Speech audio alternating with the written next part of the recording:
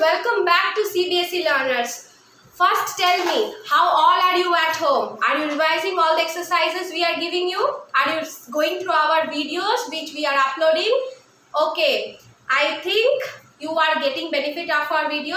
First thing, I want to ask you whether you have subscribed to our channel or not. If not, first subscribe it and hit the like button and bell button too. Because if you are not hitting the bell button, you won't be notified about our videos.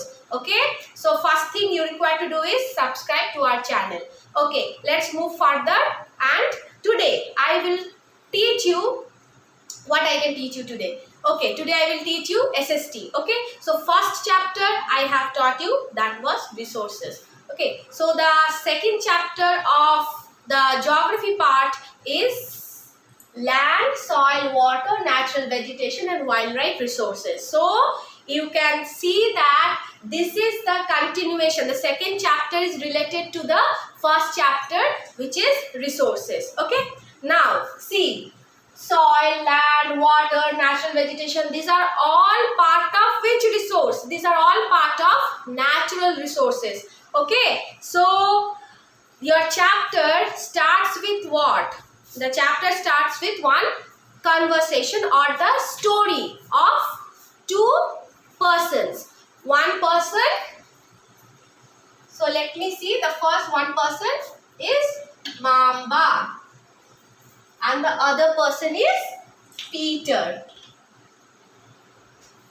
Now, these two persons live in two different places. Mamba lives in Tanzania, which is in Africa. And Peter lives in New Zealand. Now, you can see this. Both the landforms, climate, altitudes are different in Tanzania and in New Zealand. Both are not in same place, right? Both will have different landforms, different soil, different culture, different climate, and everything will be different. Now, depending on the climate, the nature and the soil, they will have separate occupations and work. So, what does Mamba's family do? Mamba's family usually grows up what? Beans or maize. You can follow your textbook also. Okay. So, beans, they are mainly doing agriculture. Now, what type of agriculture they are doing? They can grow only some beans or maize. Not all type of, because you know crops, there are numerous crops. Okay, throughout the world you will find different type of crops, from pulses to grains. There are diversity of crops, varieties of crops, right? So everywhere the crops, the growing of crops also depends on what? Depends on the soil, the climate, the altitude, the location, everything, right? How much is the potential of the soil, right? So humidity, water availability, everything, right? So in Africa, where in Tanzania, where Mamba used to stay, there they can grow only what? Beans and maize. And on the other hand, in New Zealand, the landform is different. It's here in Africa, the landform is rocky, right? And in New Zealand, the landform is grasslands, right? Plain grasslands. So, they, and what occupation Peter, you can see the book also. What occupation Peter used to do, Peter's family used to do, they were having a wool manufacturing factory or company, right? So, their occupation was, they were having wool manufacturing factory, and they were also doing organic farming with the help of technology, right? And in organic farming, most of the things with the help of technology, they can use most of the things, their availability, right? Now, Here the landform is rocky, here plain grassland.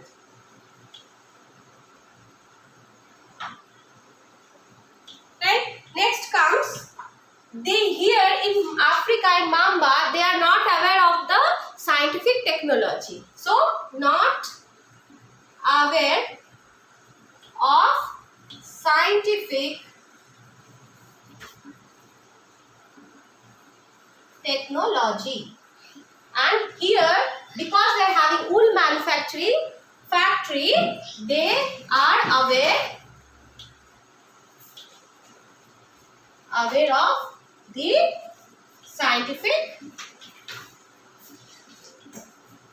technology. Okay, so you can get a difference between the different places. So easily you can understand that there is a diversity of soil, there is a diversity of climate, and there is a diversity of weather.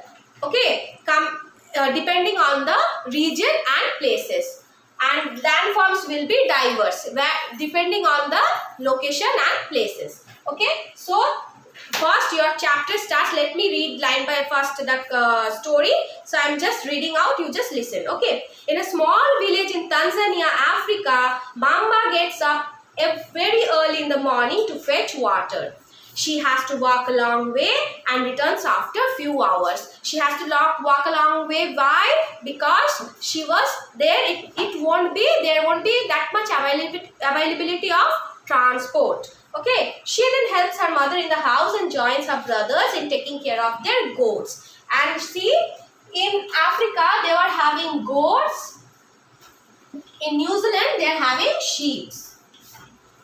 Okay. So all her family owns is a piece of rocky land around their small hut. Mamba's father can barely grow some maize and beans on it. Already I have said. After toiling it hard, after cultivating it hard, they can only grow some maize and beans. Okay, this is not enough to feed their family for whole year, which was not at all enough to feed their family for whole year. Now the next story continues, and the story is about whom? The story is about Peter, who lives in the heart of the sheep rearing region in New Zealand. Now New Zealand is very famous for what? New Zealand is very famous for sheep rearing, right? And wool processing factory. Every day when he returns from school, Peter watches his uncle taking care of their sheep. Their sheep yard is situated on wide grassy plain with hills. So their where he used to live, it's having grassy plain and along with hills. So plain grassland along with hills. Got it? Next, it is managed in a scientific way. So as I have already said, they used to manage the farmland in a scientific way, and they used to have knowledge about latest technology. And Peter's family also grows vegetables through organic farming. So here they have given, let's do one activity has been given. Observe the land type of soil and water availability in the region you live. So you have to do one activity. Now see, I have in same manner you can do the activity, right? Now you have to find in which place you live and whether water is available or not, what is the landform, what is the soil cultivation, what is getting cultivated in that land, what is the famous crop. Like if you are staying in West Bengal, the famous crop will be jute, rice, right? If you are staying in Punjab, it will be what? It will be wheat, right? And if you are staying in south, it depends on the region, right? So you have to do this activity on your own. Okay, next, the continuation. Let's move further into the lesson. Mamba and Peter stay in two different parts of the world. As I have said, they are staying in two different parts of the world and lead very different lives. Okay, here you can see the difficulties which Mamba and her family are facing, and Peter and what type of occupation they are. Both are different and they are living in different areas of the world. Now the difference is because of the difference in the quality of land. First you can find the difference, what type of land both they are living, right? Next is the technology. Already I have seen, if you are following this difference, you can easily find out that what type of technology, whether they are having idea about technology or not. And the availability of such resources is the main reason places differ from each other. So the resources you are getting from Tanzania, Africa is different, and the resources you are getting from New Zealand is different. The resources what you are getting maize and beans from Africa, but the resource what you are getting from New Zealand, you are getting some organic vegetables because they are having plain grassland along with hills, and you are getting wool because the region is famous for wool manufacturing, right? Next move to the land. Now comes let's move further into the lesson, and let's see, next comes the land. So land is the most important resource. Why? Because we are, first of all, we are inhabiting on land, we are staying on land, we are making buildings, we are making factories, and not only that, we are using land to cultivate crops, we are using land to get our food. So it is the most important resource. Okay, so we all know that 70% of the world is water and 30% is only land, and you should know that there is, in this 30% also, very few parts are where people can inhabit, because most of the parts will be sparsely populated, or it's not suitable for staying or inhabiting. Okay, so we are having very less amount of land available to us, and if we don't conserve them, if we don't take care of them, then we have to stay without food, and we will face lot of problem if we are doing harm to our land, right? So next, let's read. Okay, land is among the most important natural resources. Already I have explained to you why it is important.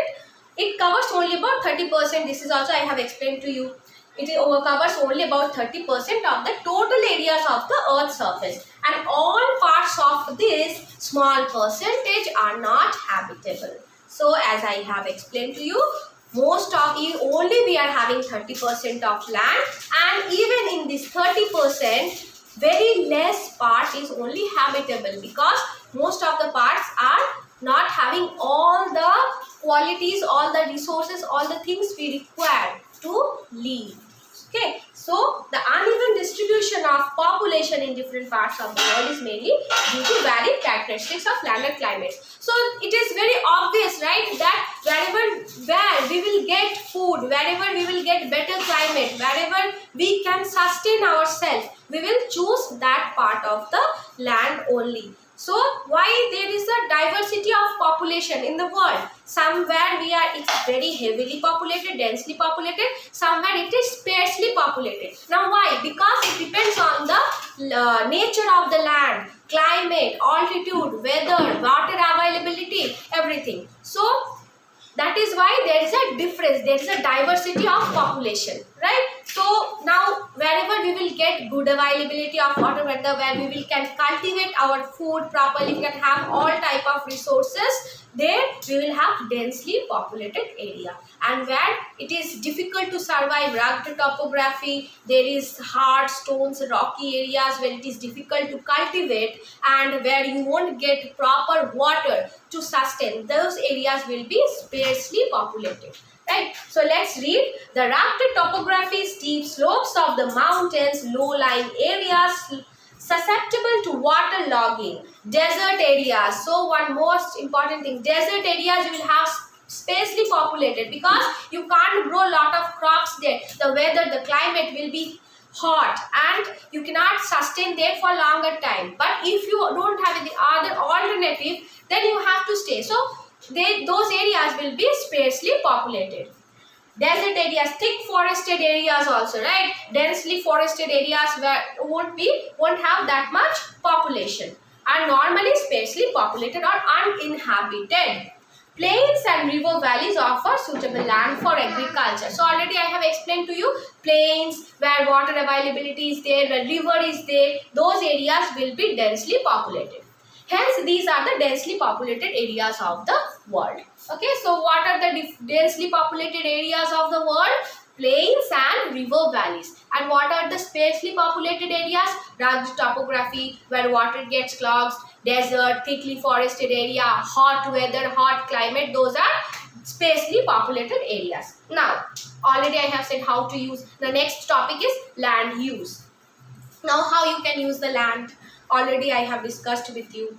Land is used for different purposes such as agriculture, forestry, mining, building roads, for cultivation, for agriculture, okay, setting up of industries. For everything you require land. Without land you cannot establish or you cannot build one house on the atmosphere, on the air, right? So you need land to make a proper building, to set up factories. Even mines, you are getting gold, you are wearing silver, you are getting gold, diamond, everything. Where? From land only you are getting. Even the petroleum you are using, it is coming from where? From land.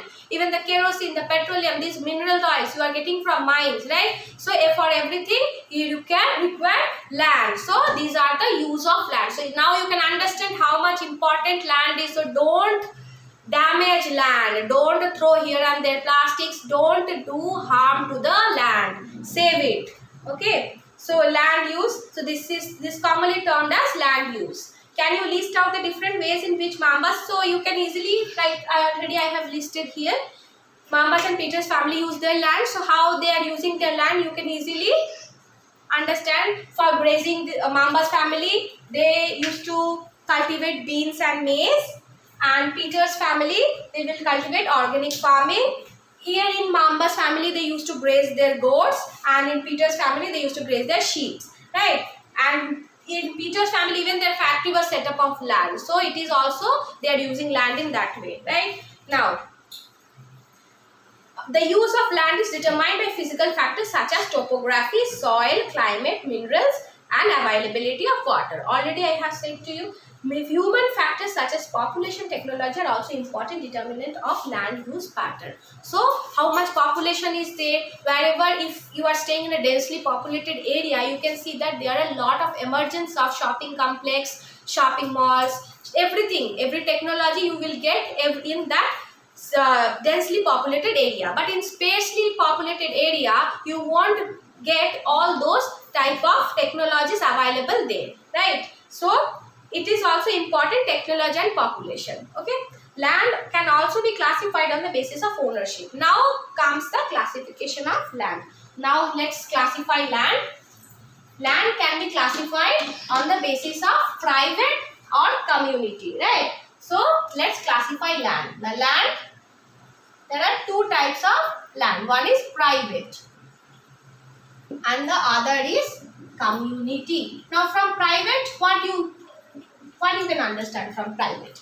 From the word private, you can understand something which belongs to one personal specific individual, right? So private means which belongs to one specific or personal, right? Personal individual. So that will be the private. So your house, your property, your farmland, everything is yours. So that is private. Now what about the community? Community means which belongs to a group of people or a community. Community comprises of a group of people, right? So community land means which belongs to a group of people for agriculture, for setting up a factory, for some things, for some work purpose, that is community property, right? Now private land and community land. Private land, now I am reading the text, okay. Private land is owned by individuals, whereas community land is owned by community for common uses like collection of fodder, fruits, nuts or medicinal herbs. These community lands are also called common property resources. So what is the other name of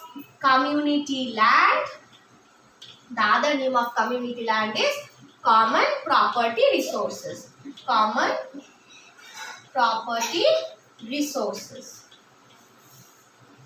Okay, now why common property resources? Because the resources like medicinal herbs, fruits, nuts, fodder, whatever you are getting from these common property resources will belong to all common people, right? So common property resources, the resources which we are getting from the community land is known as common property resources because it doesn't belong to one specific person, it belongs to a community, right? Okay, so next they have given one more activity.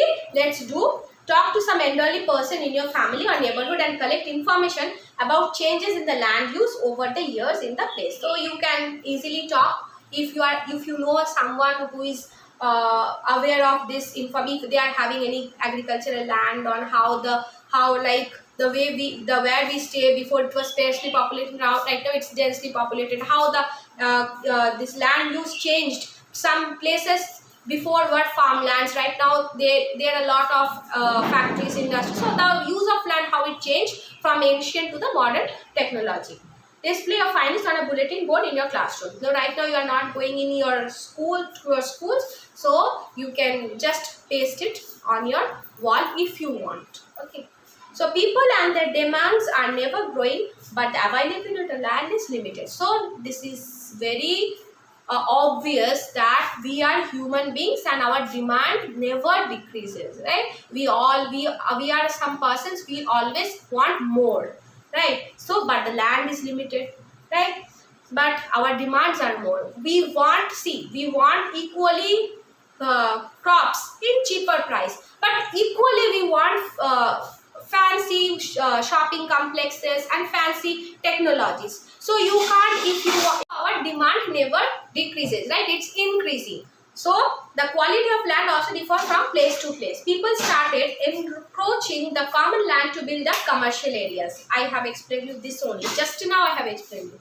Housing complexes in the urban areas. Instead, right now we are more comfortable to shift in housing complexes of flats or apartments instead of staying in individual houses. Right. So to expand agricultural land in the rural areas. Today, the vast changes in the land use pattern also reflect the cultural changes in our society.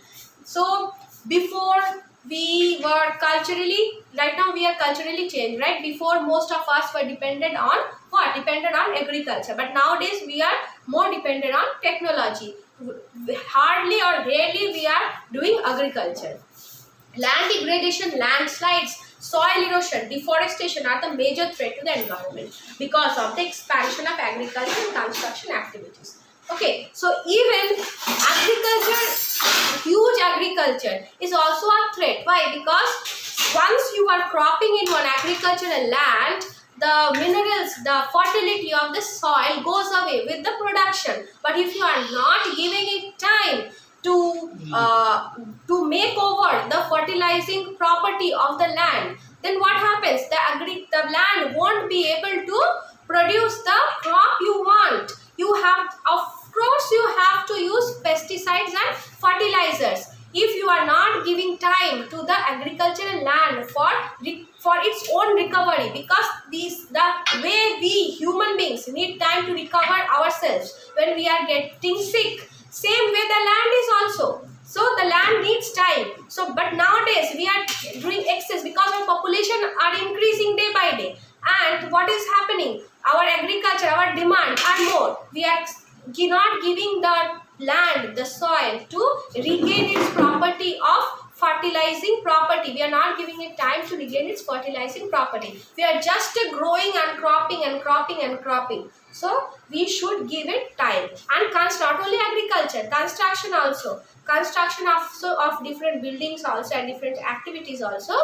It's damaging the fertilizing property of the land. Minerals, all the fertilizing property of land is getting deplenished. Now, how to conserve land? So it's very important why we are reading this chapter, why we are reading about resources, so that we can conserve our resources. So why we need? Because we need land, right? And we should conserve them, or else we won't be able to sustain for a longer time. So how to conserve land? Growing population and their ever-growing demand has led to a large-scale destruction of forest cover and arable land and has created a fear of losing these natural resources. Therefore, the present rate of degradation of land must be checked. Afforestation, land reclamation. So the which processes? Now it's, you know very well that afforestation is very important, right? Afforestation, land reclamation, less use of pesticides, fertilizers, okay, chemical pesticides, check on overgrazing. Sometimes overgrazing happens, right? We will keep our food animal stocks like our animals will keep on the land and they will overgraze the land. So overgrazing, chemical uses of fertilizers and pesticides, deforestation, these all are strictly prohibited. So you should do afforestation and land reclamation, less use of chemical pesticides and fertilizers, and you should check on overgrazing of some methods, animals, and some common methods should be used to conserve the land and resources. So land is very important resource, and ultimately what lesson we are getting? We are getting to conserve the land, to save the precious land resources. Okay, so next, in my upcoming video, I will give you the soil, about soil. Okay, so thanks for staying tuned with us. Take care. Bye bye.